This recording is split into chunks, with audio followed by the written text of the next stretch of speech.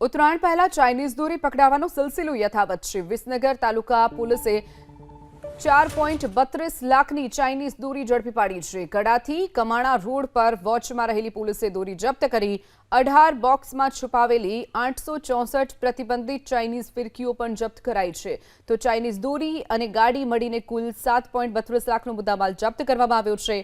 માણસા તાલુકાના 2 શખ્સની પોલીસે અટકાયત કરી છે। તો મહેસાણાના વિસનગરમાંથી ફરી એક વખત ચાઇનીઝ દોરી ઝડપાવાનો સિલસિલો યથાવત છે। ઉત્તરાયણને આડે હવે થોડો જ સમય બાકી છે, ત્યારે હજુ પણ જે ચાઇનીઝ દોરી પકડાવાનો સિલસિલો છે તે યથાવત જોવા મળી રહ્યો છે।